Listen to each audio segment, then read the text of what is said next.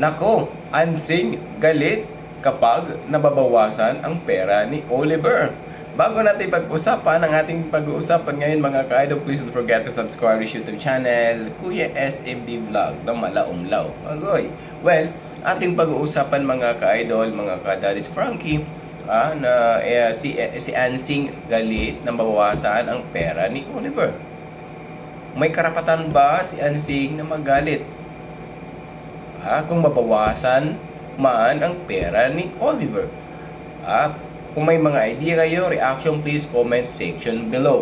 So alam naman natin mga ka-idol, noong pa, laging pinupunterya ang savings ni Oliver ni Ansing na malaom-laom. Siyempre, nababawasan po yun. Dahil siyempre, alam naman natin na si Oliver ay under of medication.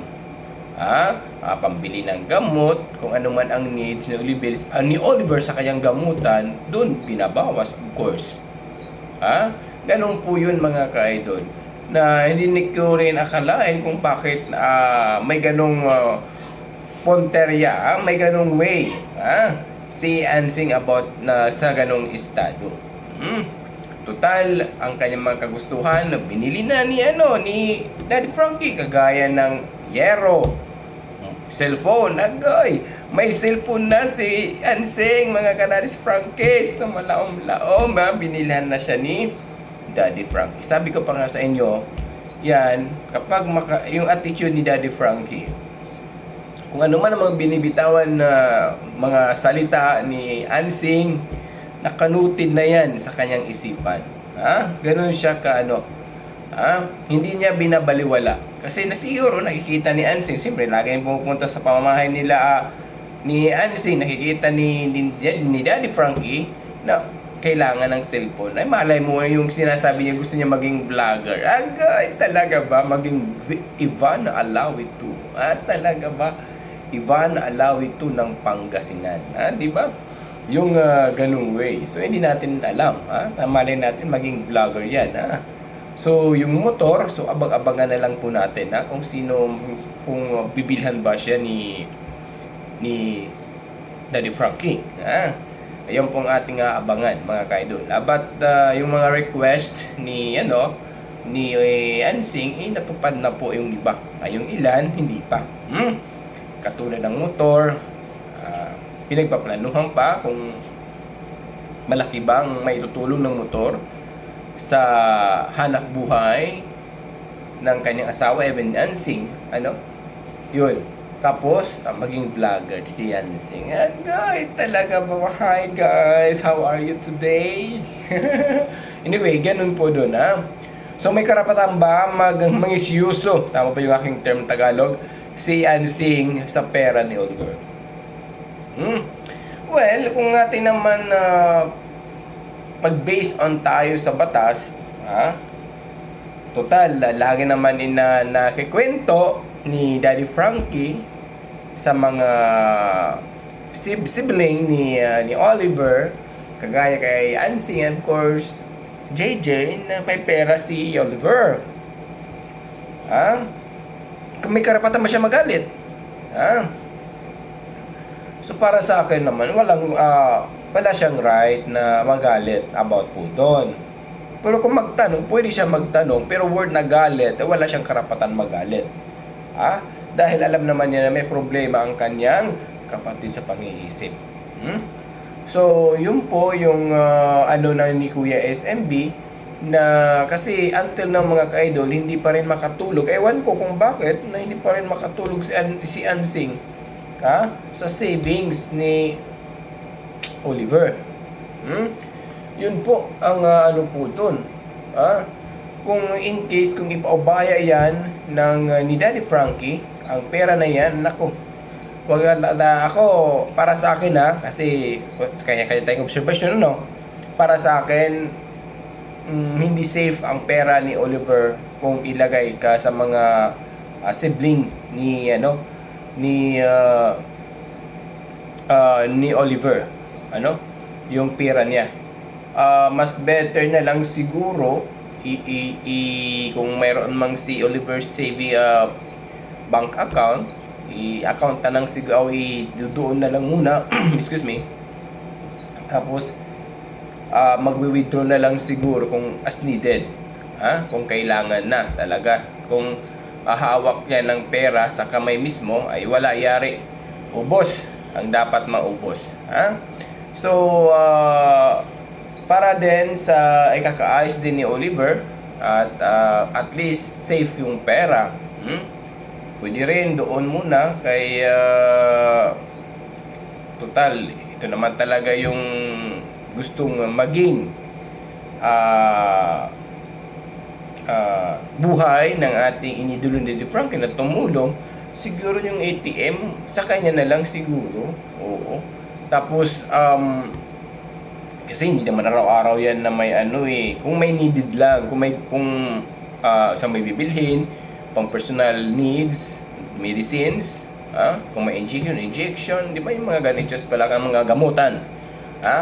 Kung ganun, siguro para sa akin si Sir Frankie na lang ng siguro yung hahawak nun. Para sigurado tayo na safe punto por punto.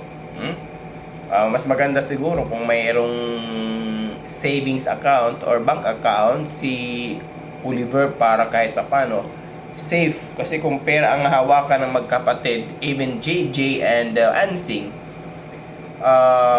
alam naman natin na yung magkapatid, para rin sa akin kanya-kanya naman tayo obserbasyon, na napapansin ko hindi sila kumikilos kapag walang katumbas na pera.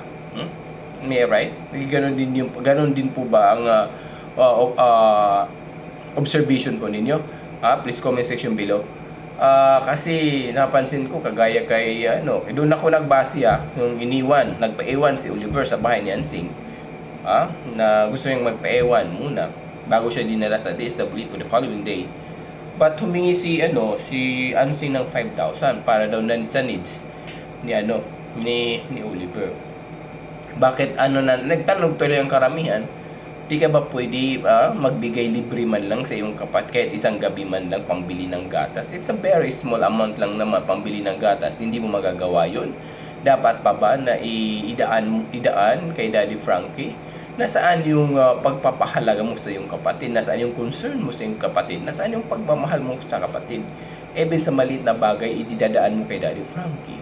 Then doon po yung mga katanungan ng karamihan, mga ka-idol, na bagkus na hindi nakikita sa magkapatid. But si JJ naman, about sa salapi, parang ganon din yung way, how they way sumagot, about po doon. So wala, parang kung mag-base on tiwala tayo sa both and Ansing and JJ, parang magkaparehas lang. Pero kung ikukumpara naman natin si JJ tsaka si Ansing, dito na kay JJ, kung saan dapat ibigay kung sino talaga mag-aalaga kay Oliver. So ganun po doon yung point ni Kuya SMB. Kasi alam naman natin si JJ is a single, wala masyadong ginagawa sa buhay, while si Ansing may mga anak, may mga obligasyon pang araw-araw, at plus nandiyan pa yung asawa niya, so may pamilya si Ansing, while si JJ nag-iisa sa bahay. So kaya niya na ma-monitor si Oliver ng maayos. Oo, ganun lang po doon yung point ni Kuya SMB na sana naman na kung magpag-usapan natin yung pera, Ansing, huwag masyadong defensive, defensive sa sarili, na i-questionin mo kung magkano na ang pera ni Oliver. May right din ka naman magtanong about po doon. Pero wag naman yung word na magagalit ka, bakit nabawasan, kung bakit ganito, ito na lang naiwan. Siyempre may pangangailangan ang isang tao. Kasi yung pera na po yun, na pundo, na nalikom ni Daddy Frankie para kay Oliver is nababawasan po yun araw-araw. Hindi naman araw-araw, yung kailangan lang. Kasi doon kumukuha si Daddy Frankie sa pangailangan ni Oliver. Kasi kung alam naman natin na maraming natutulungan si Daddy Frankie, kahit ngayon kayong sariling revenue. Alam niyo, swerte nga na natin na meron tayong iniidolo na ganung ang attitude na kahit yung kanyang sariling revenue binibigay pa. Sa natutulungan na kaya gustong tulungan. Hindi sama ng iba diyan na hindi sila magbibigay talaga sa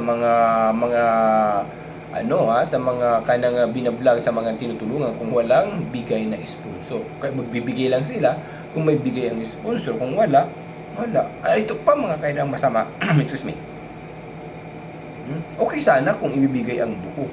Example, magpapadala si Daddy Frankie sponsor, magpapadala para kay Oliver ng 50,000 halimbawa. Okay sana kung buo yan ibibigay. Example lang naman to. Example, si Daddy Frankie sponsors, akong pinapadalhan, tapos ako naman ang parang tulay na maibigay sa taong dapat tulungan. Example, si Daddy Frankie nagbigay sa akin ng 50,000. Ngayon ako, vlogger, as a charity vlogger, ito ang iba dyan, ito ang ganitong attitude nila. Hindi 50,000 ibibigay doon sa dapat tulungan. Kilala na ito yung vlogger na ito kung sino, but never na ako mag-mention. At confirm naman din dahil totoo po ay yung mga haka-haka. It word na 60-40 talaga nangyayari. Laging may nakalaan para sa sarili niya. Hindi katulad kay Daddy Frankie na kung ano ibigay ng sponsor, sample, ito, Frankie, itong mayroon akong pinadala na 20,000, pakibigay kay Oliver. On the spot, binibigay ni Daddy Frankie kay Oliver ng 100% na 20,000 din. Yun ang dapat. Huwag mong bawasan kasi hindi naman yung para sa iyo May wealth ka na dapat mong matanggap. Huwag mo na rin ang wealth ng iba, kunin mo din para sa sarili mong kapakanan. Isa doon yung tulong, okay lang sana kung isa lang naman yung sponsor. Marami din naman. Lalong-lalo na you are a millionaires of the subscribers and followers. Ganun lang po doon. So, wag na po tayo magtaka-maka. Sinishare ko lang din po ito sa inyo, yung word na tiwala. May honesty. Kasi kapag nakikita ng mga sponsor na you are honest, mas more na magtitiwala sila sa iyo, mas more kang bibigyan ng pagkakataon na tumulong uli. Na mas magbigay uli sila, na bigyan nila, na mag-sponsor sila uli. Yung ganung term. Kaya ang point lang naman ni Kuya SMB na about sa pera talaga, kasi yung tiwala kapag masira po yun, isang beses lang, hindi yan pwedeng hindi na pwedeng mababalik pa, ika nga. Dahil okay lang sana. Yes, sample, nag-away kami ni Daddy Frankie. Yung tiwala ni Daddy Frankie nawala sa akin dahil may ginawa kong kabulastugan, halimbawa lang. Yes, pwede rin kami pwede rin din naman kami bumalik na kami pagkakaibigan, but ang tanong, yung tiwala niya sa akin, may ibabalik pa kaya? Hindi na. Maibalik man yon pero bawas na. Hindi sama dati na buo 100%. So ganun lang po dun yung point ni Kuya SMB mga ka-idol. Na si Ansing, yes, when we talk about Ansing, yung right ni Ansing sa kapatid, kagaya sa DSWD, may recall natin. May yes. Kasi alam naman sa gobyernohan, mayroon tayong bylaws o rules and regulation, batas na sinusunod. Na kailangan ba na maibigay ng DSWD? Yes, kailangan po yun. Instead, example na hindi pa alam ang ginagawa ni Oliver sa that situation, ang mag-handle po niyan mga kapatid. Okay? So, sana, ibinigay na lang ng DSWD ang 10,000, direct to the point, nakikipag-coordinate na lang po siya sa barangay officials. Na mai-monitor ng barangay si Ansing kung nabibili ba talaga ng pangangailangan ng pasyente. Ganun lang po doon. Kahit paano, hindi masira ang record ng DSWD. Ganun po. Doon lang po yung may right ang pamilya. Mga ganung proseso. Ika nga, kung mag-based on ano tayo, kung sino mag-assist. Ganun. Pero kung magsabing wala kaming tiwala sa iyo, hindi naman ibibigay. Wala kang karapatan na magsabi ng ganun. Okay? Ang importante na i-process, ipadala yan. Sa kanila yan, hindi sa iyo.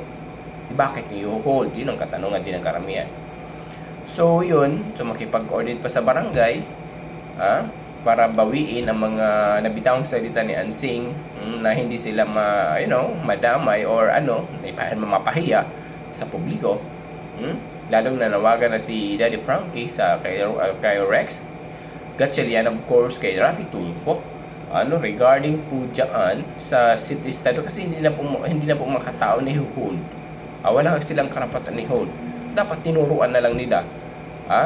Tapos binigay, kasi silang may isip, silang may talino.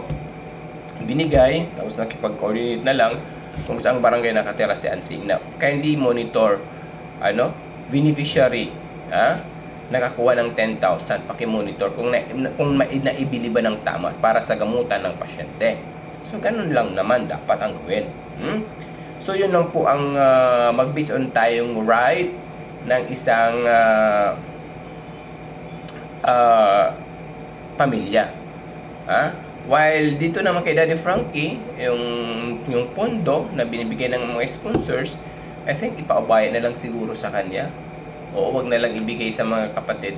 Ang importante, nandiyan naman siya eh. Okay? Bibigyan na lang siguro. Sige, hindi naman yan eh. May marami pa naman yan magbibigay ng mga sponsors kay Oliver. So, para sa akin is mas safe ang pera ni Oliver sa kamay ni Daddy Frankie. Mas safe. Yung problema, hindi lang si Oliver ang kanyang inaasikaso. Maraming pang mga beneficiary. So, mahirap ni-handle po yan. Kung ako na lang siguro, ATM na lang siguro. May bank account, tapos bank account, tapos yung mga sponsor, doon na lang sila maghuhulog sa bank account ni Oliver. Para i-confirm na lang kay Daddy Frankie na naghulog sila sa bank account. In case para hindi mahirapan na yung katulad kay Daddy Frankie na marami busy. Alam naman natin na siya lang naman ang vlogger na pinupuntahan talaga yung mga tinutulungan. Hindi sa mga ibang katulad dyan. Agoy na malamlam. Picture, pack, tumpak. After a while, may magbigay. Okay na bibigay. 40, 60. Agoy, talaga may sabi. Ganoon ang nangyayari sa kapila. Anyway, ganoon lang po doon mga ka-idol yung ang aking lang naman na about sa pera ni Oliver.